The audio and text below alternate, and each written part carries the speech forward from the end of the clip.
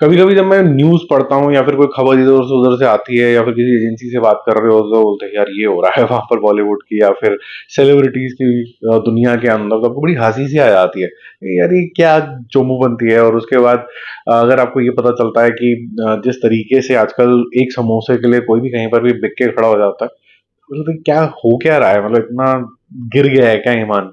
Anyways बात करेंगे बहुत सारी न्यूज की, जिसमें से पहली न्यूज तो पेड़ी की ही है। पेड़ी पेड़ी जैसे भी आपने इसको बुलाना है, पेड़ा जो भी आपका मन करे। देखो जो भी इंसान मेहनत करता है और फिर वो चाहता नहीं कि उसकी फिल्म के बारे में कुछ कहा जाए, बट मुझे ऐसा लगता है कि ये जो फिल्म है रामचरण की, रामचरण के अंदर वो इंटेंसिटी नहीं है कि वो इतनी गहराई वाली पिक्चर कर पाए। हाँ वो फिजिकल ट्रांसफॉर्मेशन, एक आधा स्लो मोशन का शॉट, सारा बोझ डायरेक्टर पे डाल देना कि स्लो मोशन से या फिर एक आधा क्लोजअप लेके मैं कैसे काम चला सकता हूँ, ये वो है। इसको आप एक्टर नहीं बोल सकते, आप इसको हीरो बोल सकते हो। रामचरण को एक्टर अलग होते हैं, और जो स्पोर्ट्स ड्रामा होते हैं उनमें सबसे बड़ा इंपॉर्टेंट हो जाता है स्पोर्ट्स की गहराई, और ड्रामा मतलब इमोशन। अब ये दोनों काम कैसे होंगे, थोड़ा सा डिफिकल्ट काम है। अभी ऑफ लेटली जानवी कपूर जो है वो इससे ऑप्ट आउट कर गई इसकी प्रमोशन से। उनको मानना है कि मेरा बड़ा स्मॉल रोल है। तो ये काफी क्या परेशानी वाली बात हो जाती है कि, या फिर ओके इस बात है कि क्या हो गया अगर हो भी गई तो कोई ऐसा कुछ हो गया कि हमें अगर वो दिख जाती तो बहुत बढ़िया काम हो जाता, जो नहीं दिख रही तो फिर भी बहुत बड़ा कोई दुख हो गया हमारे जीवन के अंदर।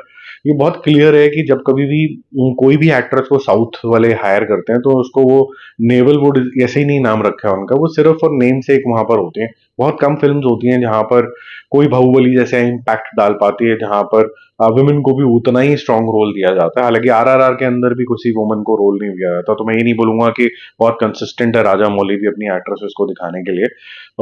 तो जानवी ने ये ऑप्ट किया कि भाई मुझे नहीं देखना है। अब उनकी इच्छा, वो क्यों ऐसा कर रही है, होती भी तो कोई फर्क नहीं पड़ता।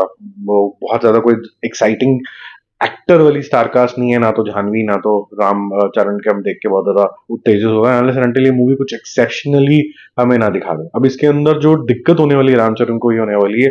जैसे मैंने बोला कि एक स्पोर्ट्स ड्रामा के लिए आपको बहुत ज्यादा ड्रामा की जरूरत है, तो दिव्येंदु शर्मा वो इसके अंदर हायर कर लिए गए हैं।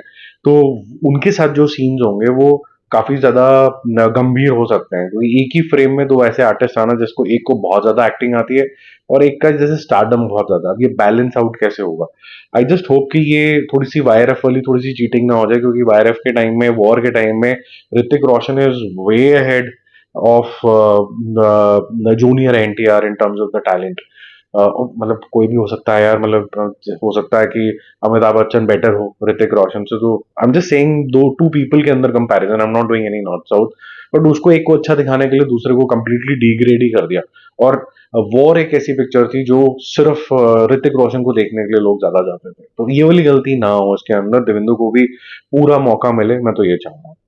अब सेकंड जो न्यूज है वो बड़ी हंसने वाली न्यूज है। और ये ऐसी न्यूज आई कि रणवीर सिंह गए वायरएफ से मिले, और जो कि ये मीटिंग होती रहती हैं, तो किसी के पास कोई न्यूज नहीं होगी, किसी ने किसी की गाड़ी फॉलो कर ली होगी, तो बड़ा सिंपल है कि ये लोग चले गए और आपस में कुछ डिस्कशन किया, और डिस्कशन के बाद उन्होंने बोला धुरंधर बड़ी सही चलेगी, मैं भी तुमको बड़ा अच्छा रोल दूंगा। पहले तो मैं आपको बहुत क्लियरली बता दूं कि एक जो कॉन्वर्सेशन होती है बहुत ही क्लोज डोर होती है। इसके ऊपर बहुत सारे बजट्स लगे होते हैं, बजट्स के पीछे फाइनेंसर्स लगे हुए होते हैं, फाइनेंसर के बाद इनको एक्साइटमेंट दिखानी होती है डिस्ट्रीब्यूटर्स को।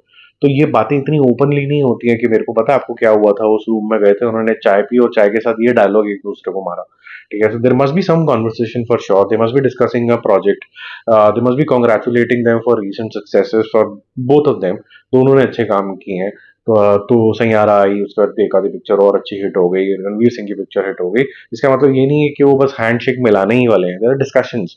ठीक है, अब देखो इसमें इंटरेस्टिंग चीज क्या हुई है कि अभी तक तो ट्रोलिंग ये हो रही थी कि रणवीर सिंह तो बेकार है, वो तो 2 रुपए के लिए कपड़े भी उतार देता है, न्यूड शूट्स कर लेता है, फिर वो हमारे भगवान की बेइज्जती करता है। जब जो पिक्चर आई थी ऋषभ शेट्टी वाली, फिर उसके बाद उन्होंने बोला कि नहीं जी अब तो देखो यही कितना महान है, धुरंधर बना रहा है, फिर उसके बाद धुरंधर 2 बना रहा है, फिर उसके बाद देखो इसका आरएसएस के साथ कितना अच्छा हो गया, देखो ये पहले नंगा घूमता था अब तो ये टीका लगा के घूम रहा है। कई सारी जो हुई सिर्फ एक मूवी की सक्सेस ने इसका पूरा परसेप्शन चेंज कर दिया। फिर से आगे ट्रोलर उन्होंने बोला कि यार ये तो वैसे के वैसे ही है, ये देखो ये लीक्स आए हैं, इसमें ये चीजें डिमांड करता है। लेकिन क्योंकि इतनी बड़ी सक्सेस हो गई धुरंधर की, अभी भी लोगों का दिमाग से वो निकली नहीं है, तो लोगों ने बोला कि आप देखो वाईआरएफ के साथ इन्होंने टाई अप कर लिया, अब इनका करियर और नेक्स्ट लेवल पे चला जाएगा। ये वही वाईआरएफ है जिसको थोड़ा टाइम पहले ट्रोलिंग हो रही थी, और रणवीर सिंह के लिए हो रही थी कि रणवीर सिंह से सीखो कि वाईआरएफ स्पाई यूनिवर्स कैसा बनना चाहिए। रियल जो स्पाई यूनिवर्स है वो रणवीर सिंह की धुरंधर है। इतनी दोगली बेवकूफ जो होती है वो पब्लिक होती है, और फिर वो पब्लिक बोलती है कि कितनी ज्यादा समझदार है। और ऑफ लेटली मैंने आपको कितनी बार ये एग्जांपल्स देके समझा दिया कि ये जो मोमेंटरली कुछ भी चीज वायरल हो जाती है या हेट वायरल हो जाता है, इसका कोई मतलब नहीं होता। अगले दिन वही हेट वाला प्राणी जो होता है कहीं और चला जाता है। अभी आपने देखा ना, एक पॉलिटिशियन था, आपके अंदर था, वो बीजेपी में चला गया, फिर उसकी वॉशिंग मशीन से धुलाई हो गई, और उसके बाद उसने सब कुछ ना महंगाई के बारे में बात करके राजी, ना किसी चीज के बाद। पेपर लीक के लिए भी राजद चड्डा ने आवाज उठाई थी, और पेपर लीक अब हुए तो उसको कोई प्रॉब्लम नहीं है क्योंकि पार्टी चेंज हो गई है। तो ये सब चीजें चेंज होती रहती हैं, कोई भी साफ सुथरा नहीं है। आप मतलब अपना मन मत खराब करिए, अपना दिमाग मत खराब करिए, और सोशल मीडिया से थोड़ा डिस्टेंस मेंटेन करना भी उतना ही ज्यादा जरूरी है मुझे लगता है। ये सेकंड टॉपिक इसीलिए मुझे इतना ज्यादा गंभीर और बेवकूफाना लगा था। थर्ड वाला टॉपिक भी उतना ही बेवकूफाना है, क्योंकि जब कभी भी आप बहुत ज्यादा स्ट्रेट फॉरवर्ड किसी चीज से अलाइन नहीं होते हैं, जैसे आजकल का टाइम है कि बीजेपी से अलाइन हो, किसी टाइम पे कांग्रेस के लिए होता होगा, या फिर अगर आप हिंदू मुस्लिम नहीं करते हो तो आप अलाइंड नहीं हो, अगर आप हिंदुत्व की बात नहीं करते हो तो वो अलाइंड नहीं हो, अगर आपका कोई अपना ओपिनियन हो सकता है जो शायद ना तो हिंदू है ना मुसलमान है, सिर्फ ह्यूमैनिटी वाला हो सकता है, तो आप गद्दार हो। उस तरीके के अगर जोन के अंदर चले जाते हो तो फिर आपको हेट्रेड और टारगेट किया जाता है। फॉर एग्जाम्पल, अगर रणबीर कपूर की या आलिया भट्ट की कोई भी न्यूज आती है, तो आओ ना देखो ना ताओ ना देखो, और उसको सिर्फ हेट करना शुरू कर दो। और ऐसी कांस के अंदर हुआ कि भाई आलिया भट्ट को जी अटेंशन नहीं मिल रही, फोटो नहीं खींच रही, तो उसको ट्रोल कर दो बैठ के। और ट्रोल भी कर दो कि भाई इसने ड्रेस क्या पहनी थी, ऊपर से शोभा दे आके भी ज्ञान दे के चलेगी कि you are not French enough. अरे भाई, तू भी तो हिंदुस्तानी है, तेरे को बड़ा फ्रेंच आता है।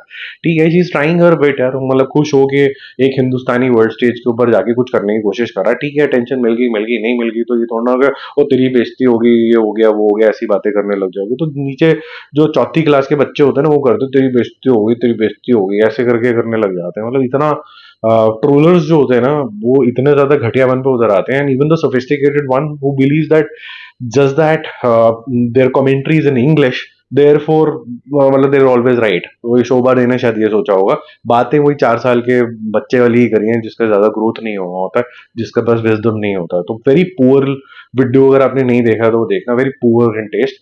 वो जिसका करियर ठीक चल रहा है उसका तो चल ही रहा है, उसको बस तुम बड़क 2 भी मिल गई, तुम बड़क 3 भी मिल गई, और सब कुछ होने लग गया। अगेन मैं यही बोलूंगा पब्लिक को कि भाई मतलब बहक मत जाया करो। सोहम शाह अपनी कन्वीनियंस के हिसाब से अमीर है, अपनी कन्वीनियंस के हिसाब से गरीब है, अपनी कन्वीनियंस के हिसाब से बिजनेसमैन है, अपनी कन्वीनियंस के हिसाब से वो फिल्म मेकर और क्रिएटिव पर्सन है, अपनी कन्वीनियंस के हिसाब से उसको एक्टिंग नहीं आती, अपनी कन्वीनियंस के हिसाब से वो बहुत महान एक्टर है। तो ये जो सब नरेटिव होते हैं ये पीआर ड्रिवन होते हैं, इसके अंदर कोई वाओ गरीब आदमी standing of his own feet outsider ऐसा कुछ भी नहीं होता। सब लोग कहानियां बनाते हैं, और बहुत सारी कहानियां, जैसे अनुराग कश्यप कहानियां बना रहा है कांस को लेके, कि हम भूल गए कि कांस का मीनिंग क्या होता है, हम भूल गए कि एक्टिंग क्या होती है, बॉलीवुड वाले तो ये करते हैं, बॉलीवुड वाले तो वो करते हैं। मतलब हर रोज कोई एक टॉपिक लेके आ जाता है बेवकूफों वाला, जिससे उसकी इज्जत और गिरती चली जाती है। हालांकि फिल्म मेकर मुझे अभी भी पसंद है वो, लेकिन ये बेवकूफों वाली बातें, मतलब एक्स्ट्रा इंटेलिजेंस दिखाने के मतलब तरीके और भी तरीके होते हैं कि I am trying to do my bit, but not necessarily by dragging somebody down. जो पुलिंग डाउन वाले लोग होते हैं वो घटिया लोग होते हैं, तो फिर मुझे घटिया वाली कैटेगरी में डालना है। फोर्थ नंबर पे चलते हैं। देखो, साउथ की जो फिल्में होती हैं वहाँ टेम्पलेटेड होती हैं। मेरे को तो अब उत्तेजना कुछ होती नहीं है कि भाई ये अब आएगा, आया आया रॉकी आया, वो भगवान आ गया, उसने हमें बचा लिया, फिर वो नहीं बचा पाया तो उसका भगवान, उसका पापा उससे बड़ा भगवान, उसके परदादा उससे बड़ा भगवान, तो इसकी सबसे बड़ी मूछ वो बचा लेगा। वो बिल्कुल ही उस तरीके के जोन के अंदर जाना शुरू हो जाता है। तो ड्रैगन भी इसी तरीके की फिल्म अभी तक तो समझ में आ रही है कि सेम टेम्पलेट के अंदर वही काले फ्रेम के अंदर उसी तरीके के पोस्टर प्रशांत नील इसको बना रहे हैं। तो जो जूनियर एनटीआर के फैन है उनको लग रहा है कि बड़ी ही डिफरेंशिएटेड लुक आ गई है, बल्कि वो बहुत ज्यादा बीमार सा आदमी लग रहा है इसके अंदर। होपफुली इसका ग्लिम्स अच्छा हो। 4 मिनट 35 सेकेंड का ग्लिम्स है। अब ये स्केयर ये है कि ये सेम शायद पुष्पा ना बन जाए, क्योंकि पुष्पा 2 का जब ग्लिम्स आया था, सिर्फ अनाउंसमेंट ही आई थी, तो ऐसा दिखाया गया था पुष्पा खो गया है, सब लोग ढूंढ रहे हैं। फिर वो जब कहीं मिला किसी जंगल के अंदर, उस जंगल के अंदर मंगल हो गया और उसके अंदर आंखें चमकने लग गई जैसे किसी टाइगर की चमकती हैं, वैसा कुछ सा कुछ हो गया। और फिर देखा कि ये सारा कुछ पोर्शन तो है ही नहीं पुष्पा टू के अंदर। फिर थ्योरी बन गई कि पुष्पा थ्री में दिखाएंगे, लेकिन पुष्पा टू को बनाने में इतना टाइम लग गया, लेकिन पुष्पा थ्री के लिए पहले से शूट करके रख लिया, मतलब बेवकूफी टू द कोर। तो होपफुली ड्रैगन के साथ ऐसा ना हो, और वैसे भी जो ग्राफ है प्रशांत नील का नीचे नीचे नीचे जाता जा रहा है, होपफुली वो समझ जाए तो अच्छा है। फोर्थ के बाद हम फिफ्थ नंबर पे चल रहे हैं। देखो इस मूवी के साथ तो मैं ऑलरेडी अपना डिस्कनेक्ट बता चुका हूँ कि हनुमान मेरे साथ बिल्कुल भी कनेक्ट नहीं करी थी। कि जब जय हनुमान आई थी, या हनुमान जो भी उसका फिल्म का नाम था, हनुमान रखा था उसका नाम, पहले तो घबरा गए थे कि हनुमान कर लेते हैं ताकि हनु अलग है और मैन कोई अलग है, हनुमान मत बोलो नहीं तो कुछ पॉइंट हो जाएगा। जैसे ही पब्लिक ने बोला बड़ी सही पिक्चर है, तो बोला नहीं नहीं ये तो हनुमान ही थी। अब हनुमान जी उसके अंदर दिखा दिए, तो ऑब्वियसली कोई जो मतलब इतना बड़ा कंट्री जिसके अंदर हनुमान जी को इतने सारे भक्त हैं, मतलब हर रोज हनुमान चालीसा पढ़ते हैं, प्यार से पढ़ते हैं। अब जैसे ही हनुमान जी दिखेंगे तो आदमी 2 मिनट के लिए तो मंत्रमुग्ध हो ही जाएगा। जब crux of the movie is very stupid otherwise, कि हनुमान जी को हमने एक ऐसा हथियार यहाँ पर बता दिया है जिसको एक तो पहले को किसी की जरूरत है हेल्प करवाने के लिए, तो वो जो कैरेक्टर यहाँ पर तेजा तुजा का दिखाया है, वो आके उनकी हेल्प कर रहा है, हनुमान जी की हेल्प कर रहा है। उसके बाद वो ऐसा दिखाया गया है कि जो हनुमान जी का मतलब है कि सिर्फ घुसे मारने आते हैं। तेज तपस्या ये सब चीजें मतलब कहाँ गई। और साउथ के साथ ये कंसिस्टेंट प्रॉब्लम है, उनको भगवान का मतलब होता है मुक्के। अभी आपने वो खंडा टू भी देखी होगी, उसके अंदर 1 मिनट नहीं बताया कि भगवान के कई सारे फैसेट्स होते हैं, वो ज्ञान एजुकेशन कई सारी चीजों के बारे में बात करते हैं, लेकिन वो सिर्फ एक ही चीज के ऊपर फोकस करते हैं कि हम मुक्के कितने अच्छे चलाते हैं, विच आई डोंट रिलेट टू। अब वो 3D में आने वाली है पिक्चर, वो 3D में मुक्के चलाएं या 2D में चलाएं या 4D में चलाएं, अंतरिक्ष में चलाएं, किसी से भी चलाएं, मुझे कोई उत्तेजना नहीं है इसको लेके। अगर वो सही हो जाएंगे तो मैं अपने वर्ड्स आके यहाँ पर खुद सॉरी बोल दूंगा कि नहीं देखो हनुमान जी के इतने फैसेट्स हैं, वो सारे फैसेट्स इन्होंने कवर करे हैं। क्योंकि अभी तक जितने भी हमने पोस्टर देखे हैं उसके अंदर मेरे को तपस्वी तेजस्वी परम ज्ञानी हनुमान जी दिखते हैं, और अचानक से जब हम साउथ की तरफ थोड़ा सा देखने लग जाते हैं तो मुक्के वाले दिखने लग जाते हैं सारे भगवान। मतलब इतना क्रोध इतना कुछ क्या। और फिर अगर हम बोले कि भाई साउथ वाले बड़े ही वो हिंदुत्व वाले होते हैं या फिर बड़े ही संस्कारी होते हैं, तो ये संस्कार है कि नीचे इतने सारे वो पाप हो रहे हैं कि फिर भगवान को आके मुक्के मारना पड़ता है, तो फिर सबसे ज्यादा पापी तो नीचे हो गए। कन्फ्लिक्टिंग है, ये पब्लिक का बेवकूफ बना रहे हैं, ऐसा कुछ है नहीं। हर जगह ह्यूमन लगभग लगभग सेम तरीके से बिहेव करते हैं, लेकिन ये डाइवर्जेंस खुद क्रिएट करते हैं। और भगवान का कभी भी मतलब नहीं होता कि टीका ये लगा लिया वैसा लगा लिया और ऐसा लगा दिया तो नहीं हो पाएगा। भगवान ने तो कभी ये बनाया भी नहीं था। जब हम नंगे पुंगे आए थे सबसे पहले धरती के ऊपर, तब कौन से टीके या फिर तब कौन से जनेऊ हुआ करते थे, या फिर कब किसकी मूछ होती थी और दाढ़ी नहीं होती थी, और दाढ़ी होती थी तो मूछ नहीं होती थी, तो या फिर पगड़ी नहीं होती थी। ये सब चीजें जो होती है भगवान की रिस्पेक्ट के लिए किया जाता है, कि भगवान ने बोला या फिर हमारे गुरुओं ने बोला कि पग बांधना इसलिए जरूरी है क्योंकि जिस जगह पे जाके हम लड़ाई लड़ने लगे हैं तो वहां पर अपना सर बचा के जरूरत है, क्योंकि हमें जन सेवा करनी है, हमें ज्यादा जीना है और वो करना है। इसलिए सिखिज्म इतना ज्यादा महान रिलीजन माना जाता है। और गुरुओं की सेवा जो है वो मेरे ख्याल से वो काफी अच्छे तरीके से कर लेते हैं, क्योंकि वो डेमोन्स्ट्रेट करके दिखाते हैं, छबील लगाई, सेवा करी, बच्चों को सिखाया। अगर आप वहां पर भी जाते हो, गुरुद्वारे में भी जाते हो, तो गुरुद्वारे के अंदर लोग साफ सफाई कर रहे हैं। ये सब चीजें बचपन से ही सिखाई जाती हैं, और ये ट्रू मीनिंग होता है किसी भी रिलीजन का। ठीक है, तो वो डेमोन्स्ट्रेट करना कि भाई मैंने ये सारे चार चीजें कर ली हैं, इसका मतलब नहीं होता। तो मेरे को पर्सनली ये लगता है हर एक की अपना अपना मानना होता है। आपका क्या मानना है इस टॉपिक पे पर्टिकुलरली कमेंट करके जरूर बताना। अब देखो हर एक का एक सिग्नेचर स्टाइल होता है, वायरल स्टाइल होता है, जैसे झुकेगा नहीं है साला, अब सबने झुकना नहीं है साला कर दिया।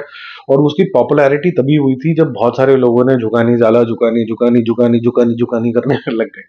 अब राका साहब को ऐसा लगता है, यानी कि जो A26-22 जो भी पिक्चर आ रही है इसकी, अल्लू अर्जुन की, इसके साथ अटली के साथ, जो कि पहले कभी सलमान खान को भी ऑफर हुई थी, फिर उसने झूठ बोला कि नहीं ये ऐसे नहीं था तो वैसे था, फिर फंड हो गया, ये हो गया, भंड हो गया, जो भी हो गया। अब ये वाली जो पिक्चर है इसके अंदर भालू वालू सब कुछ ना कुछ तो दिखा रहे हैं। अलग अलग इसके अंदर 3 जने होंगे, और ये 3 जने जो होंगे मिलके कुछ ना कुछ एक स्टाइल मारेंगे। 3 जने मतलब 3 अलग अलग रोल्स प्ले कर रहे हैं अल्लू अर्जुन। तो इसका जो सिग्नेचर स्टाइल होगा वो ये जो है पेटेंट टाइप से कुछ कर देंगे कि भाई इसको कोई और यूज ना कर पाए, तो फिर ये वायरेबिलिटी होगी भी नहीं, और नहीं होगी तो फिर वो इतना पॉपुलर भी नहीं होगा, तो फिर तड़पते रहो। ठीक है, अब आगे चलते हैं, क्योंकि सलमान खान की बात करें तो सलमान खान ने बोला कि जी मैंने तो कभी आज तक अपनी स्क्रिप्ट पढ़ी नहीं। जो भी पिक्चर आती है मैं थोड़ा थोड़ा आइडिया ले लेता हूँ, उसके बाद थैंक यू वेरी मच हो जाता है। क्या ये अच्छी बात है, बुरी बात है, या फिर जितने लोगों ने बहुत सारी स्क्रिप्ट पढ़ ली उन्होंने बहुत बड़ी हिट दे दी जो सलमान खान नहीं दे पाया। मैं सिर्फ इतना ही बोलूंगा कि इसमें दो डिवाइड आ गए कि जिस काम को कर रहे हो थोड़ा सा शिद्दत से करो, पूरा घुसो। और कुछ ये बोलते हैं कि भाई देखो, जिसको भरोसा करते हो तो अगर उस पर पूरा भरोसा कर रहे हो तो वो आपके लिए जस्टिस करेगा। जो सलमान खान की थ्योरी थी कि भाई मैं स्क्रिप्ट नहीं पढ़ता, अगर वो मेरे पास आया है तो उसने ठीक ही बोला होगा, उस तरीके से। इसका कोई राइट या रॉन्ग आंसर नहीं होता, तो कोई ट्रोलिंग करने की भी जरूरत नहीं है, कोई साथ देने की जरूरत नहीं है, कोई बिखरने की जरूरत नहीं है, क्योंकि बहुत सिंपल सा है, हर एक की लाइफ का जीने का अंदाज अलग होता है। और अगर कोई इंसान किसी चीज के ऊपर सक्सेस देख चुका होता है और अगर आप उसको बोलते हो नहीं ऐसे नहीं ऐसे कर ले, तो वो क्यों माने भाई। और उसको इससे इतनी सक्सेस मिल चुकी है, आप यही एडवाइस कर सकते हो कि अगर इतनी सक्सेस मिल गई है, दो चार रीडिंग और मार लेते और थोड़ा और कंट्रीब्यूशन दे देते तो फिर बहुत ही बढ़िया होता। लेकिन जब वो कंट्रीब्यूशन सलमान का देने की कोशिश करता है तो आपको पता है क्या होता है, बिना रीडिंग के। और किसी बड़े प्रोडक्शन हाउस को जब जब उसने अपने आप को समर्पित करा है तो वाईआरएफ ने उसको टाइगर बना दिया। और जब वो टाइगर बनता है या दबंगगिरी के ऊपर उतरता है तो फिर sky is the limit for this man. काफी बड़ा अट्रैक्शन पॉइंट है। बहुत कम लोग होते हैं जो 5-5 करोड़ फुटफॉल दे देते हैं सिर्फ अपने 5-7 साल के करियर के अंदर ही, आते ही इतनी इतनी बड़ी बड़ी हिट्स उसने दे दी थी। हम आपके हैं कौन, या फिर सबसे पहली पिक्चर उनकी खुद की, सारे सारे 5-5 करोड़ फुटफॉल वाली थी। मैसिव ब्लॉकबस्टर्स हैं। आज की जो फिल्में जिनको हम बहुत बड़ा बोलते हैं वो तो 2-2.5 करोड़ फुटफॉल्स पे रुक जाती हैं, और फिर भी वो 1500-1800 करोड़ करती हैं। तो वो जो पिक्चरें उस टाइम पे थी, वो अगर ट्रू फॉर्म में होते तो 4-4 हजार करोड़ इंडिया में तब करती हैं। अगर आप इन्फ्लेटेड फिगर्स भी अगर ले लो तो तब भी इतना 3,500 करोड़ टाइप होती हैं। अब एक अच्छा जेस्टर है, और एक हंसी वाली बात भी है, और एक अच्छी चीज भी है। लोगों ने बोला कि वेलकम 3 आ रही है, इसके अंदर तो वो फामजी हैं, तो वो भी दूसरा नोलन ही है। तो नोलन की खुद की पिक्चर आ रही है ओडीसी की, तो नोलन वर्सेस नोलन हो जाएगा। मुझे लगता है लोगों को डिग्रेड करने के अंदर बहुत मजा आता है। जैसे कि एक क्रिकेटर आता है और रन बनाता है या तो नहीं बनाता, फिर अगला जो मैच आता है उसके अंदर चाहे उसने सेंचुरी भी बनाई हो, अब वो ये नहीं कह सकता कि लास्ट मैच में सेंचुरी बनाई थी, तो इस मैच में वो क्या कर रहा है वो इंपॉर्टेंट हो जाता है। सिमिलरली जो अब कोई भी फिल्म मेकर आता है या फिर डायरेक्टर आता है या स्क्रीन राइटर आता है, डायलॉग राइटर आता है, उसके लिए वो फिल्म इंपॉर्टेंट हो जाती है। वेलकम 3 का टीजर अच्छा है तो उसमें शर्म वाली क्या बात है। और दूसरा, नोलन ने भी ऐसे कौन से छक्के मार दिए हैं ऑफ लेटली। ओडीसी आया है, बहुत ही ऑर्डिनरी सा ट्रेलर है, इसके अंदर कोई भी ऐसी चीज नहीं है एक्स्ट्रा ऑर्डिनरी जिसके लिए नोलन मशहूर है। एक नॉर्मल इमोशनल कहानी है, लड़ाई की कहानी है, जनरेशनल कन्फ्लिक्ट की कहानी है, जो कि और भी लोग बहुत बारी बना चुके हैं। इससे अच्छा वाइकिंग्स देख लो, आपको बहुत ही बढ़िया लगेगा कि किस तरीके से उसको प्रेजेंट किया गया था। अब इसके अंदर ट्रू चीज ये है कि नीरज वोरा ने इसको वेलकम 3 को लिखा है, तो आप कॉन्फिडेंट हो सकते हो कि नीरज वोरा जो इतनी सारी अक्षय कुमार की फिल्मों के पीछे थे और उन्होंने इतनी अच्छे अच्छे डायलॉग और ये सब चीज दिए, तो ये भी पिक्चर अच्छी होगी। धमाल 4 और वेलकम 3 जो है, या इंडियन कॉन्टेक्स्ट के अंदर ओडीसी तो जो आ रही है सो आ रही है, उसका अलग ऑडियंस है, ये दोनों कन्फ्लिक्ट कर सकती थी। तो उन्होंने बोला कि भाई ठीक बात नहीं, हमारी वैसी बड़ी पिक्चर आ रही है इस साल, गोलमाल वगैरह भी आ रही है, तो मैं अजय देवगन का डिसाइड करता हूँ कि धमाल 4 बाद में आ जाएगी, वेलकम 3 अभी आ सकती है। तो बहुत अच्छी चीजों के जेस्टर्स हैं, और ये कुछ ऐसे पुराने वेटरन थोड़े से ही स्टार्स रहे हैं जो एक दूसरे की सुनते हैं, एक दूसरे की रिस्पेक्ट करते हैं, और एज अ फैमिली इस इंडस्ट्री को आगे लेके जाना चाहते हैं। इसमें ग्रुपिज्म कम है, इसमें कोई वो ऐसे वाले स्टार नहीं है जो 1,000 करोड़ 10,000 करोड़ या ईर्ष्या करने वाले लोग हैं। अपना अपना काम किया, घर गए, सो गए, अपना मस्ती करी, उस तरीके के। अब एक 9th नंबर में बड़ी इंटरेस्टिंग सी चीज है जो मुझे सोचने पे मजबूर करती है, मैंने कभी भी नहीं सोचा है। जब कभी भी आप सोचते हो कि जेम्स बॉन्ड कौन बनेगा, तो आपको ऋतिक रोशन इंडियन कॉन्टेक्स्ट में लगेगा, और जेम्स बॉन्ड अभी भी क्लोज नहीं हुआ है, कंप्लीट रीबूट है। तो शेखर कपूर का मानना है कि जब एलिजाबेथ उन्होंने बनाई थी तो फिर उसके बाद जो बॉन्ड साहब थे हमारे डैनियल क्रेग, उनको सेलेक्ट किया गया था वो एक्टिंग देख के।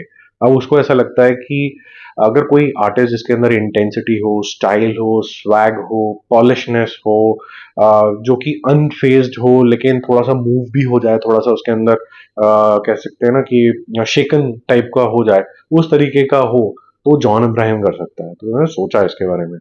मैंने फिर जिम का कैरेक्टर नोटिस किया, जो पठान के अंदर था। मुझे लगा कि ये लड़का आदमी जो है ये कर सकता है, और अगर एक 10 साल देने हो इस कैरेक्टर को और फिर किसी और को बेटन पास करनी हो तो ये कर सकता है। तो I think Shekhar Kapur has an eye hair.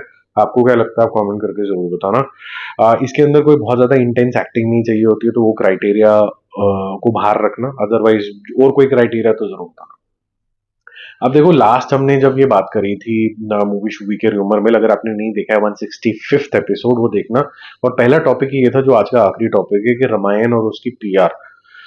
Ramayan की पीआर 2 महीने में गलत गई। कि आपको आजकल गवर्नमेंट का आशीर्वाद चाहिए होता है जब भी आप कोई गॉडली चीज बनाते हो। आपने अभी तक आशीर्वाद लिया नहीं है, अभी तक भी नहीं लिया है, तो आपको कुछ भी होता है तो आपके पीछे पड़ जाते हैं आईटी सेल वाले। तो आपको पहले तो जाके प्रणाम करना चाहिए था, आपने किया नहीं अभी तक। कर लो अगर पिक्चर चलानी है तो। पिक्चर ऑलरेडी बहुत शानदार थी। बेवकूफ चंगू मंगू वीएफएक्स वाले लोग जो थे, उन्होंने थोड़ा सा डीमीन करने की कोशिश करी थी। अब डी नेक अगर बना रहा है तो वो पॉलिश प्रोडक्ट ही आएगा। अभी तक आया है तो आगे भी आएगा। और ये जो कहानी है, जितनी बार मर्जी देख लो रामायण, आपको फिर देखने का मन करता है। इतने सारे सालों से, 5,000 10,000 साल, जो भी आपकी मानना है, आप मान सकते हैं इसको। अब इन्होंने डिसाइड करा कि वो लोग जो ट्रूली बिलीव करते थे इनके कॉन्सेप्ट के अंदर, उनको नहीं बुलाएंगे, बट हम उन लोगों को बुलाएंगे जिनके व्यूज या फिर उनके चैनल के सब्सक्राइबर बहुत सारे हैं। वो इनको उल्टा पड़ गया। जो लोग आए उन्होंने वापस जब रिएक्शन दिए तो नॉट सो कॉन्फिडेंट साउंड कर रहे हैं, और जो लोग नहीं गए वो बदनामी कर रहे हैं कि यार हम तो आपके लिए ट्रूली बिलीव करते थे, आपने हमें नहीं बुलाया। और ऊपर से जो आपकी पीआर एजेंसी थी, वो हमको समोसे की तरह ही ट्रीट कर रही थी। उन्होंने हमें कोई वेल ट्रीटेड नहीं दिया। आपने 4,000 करोड़ खर्च कर दिए और हमको आप समोसा खिला के भी राजी नहीं हो। मतलब as an samosa apart, not to say रिश्वत एंड ऑल दैट, बट अपने ट्रीटमेंट ही ढंग से नहीं है। तो कोई फ्लाइट की टिकट ढंग से, कुछ स्टे, कुछ इतना बेसिक तो काम करोगे। You will at least welcome your guest like a guest, not like a samosa. ठीक है, समोसा इज रॉन्ग वर्ड। सो वो भी नहीं किया आपने। और जो जिसके व्यूज ज्यादा है या फिर ये ज्यादा, उसको ज्यादा औकात दिखा दी। अब देखो, इसमें दो पहलू हैं। एक तो अगर मेकर्स के पॉइंट ऑफ व्यू से देखा जाए तो they are trying to handle all bad word of mouth by calling these people. But truly speaking, जब कभी भी पीआर इन्वॉल्व होती है तो वो ऐसे ही लिस्ट बनाती है कि किसको क्या बोलना है, किस कौन कितना बड़ा यूट्यूबर है या फिर इंस्टाग्रामर है। उसके हिसाब से उसकी औकात और बढ़ जाती है। तो इसमें कुछ गलत तो नहीं मैं बोलूंगा कि जैसे उन्होंने क्लासिफिकेशन करी होगी, बट इन्होंने ये नहीं सोचा कि जब आप रामायण के ऊपर कुछ बना रहे हैं और वहां से अगर हम सीख लें कि जहां राम सबको इक्वल्स बिलीव करते थे कि हैं, उन्होंने शबरी के बेर तक खा लिए थे, तो यहाँ पर ये डिस्क्रिमिनेशन क्यों? ठीक है। और मैंने लास्ट टाइम ये आइडिया भी दिया था, you don't have to call everybody, you can just do a great webinar, showcase to selected people and just stream it somewhere local. आप कुछ कर लेते, पासवर्ड प्रोटेक्टेड वगैरह, जैसे हमारे को प्रीमियर्स वगैरह भी आते ही हैं, 1-2 दिन पहले आ जाते हैं शोज के, वैसे कर लेते। बट उन्होंने शायद ज्यादा दिमाग इस चीज के ऊपर लगाया नहीं है। मुझे नहीं लगता कि इसकी जो मार्केटिंग हो रही है, जिसपे कुछ 1500-1600 करोड़ खर्च करने वाले हैं लोग वर्ल्ड वाइड, वो बहुत इफेक्टिव तरीके से अभी इस डायरेक्शन के अंदर। अब ये घबराए हुए लग रहे हैं कि हमारे को इतने पैसे हमने लगा दिए, खराब ना हो जाए, which is not a great way of handling courage, which is one of the facets of Rama. वही मैं बोलता हूँ कि भगवान की चीजें तो बनाने निकल जाते हैं सब लोग, लेकिन उनके फैसेट्स नहीं समझते हैं। तो one of the biggest thing to learn from Shri Ram was courage only, कि मेरे पास सब कुछ है, मेरे को फिर भी कुछ नहीं चाहिए, मेरे पास बहुत करेज है, मैं चला जाऊंगा। मेरे पास सारे लोग हैं जो हनुमान जी हैं, वो सीता माता को लेके आ सकते हैं, लेकिन मेरे पास करेज है कि मैं खुद ला सकता हूँ। तो मैं खुद लड़ूंगा जाके रावण से। बहुत सारी बातें, वो तो अब जितनी देर कोई नहीं समझ सकता श्री राम को, वो सब छोटे मोटे लोग हैं, हम तो हम क्या समझेंगे उनको। बट ये जो मेकर्स हैं वो भी नहीं समझ रहे हैं और सोच रहे हैं कि हम पिक्चर बना रहे हैं।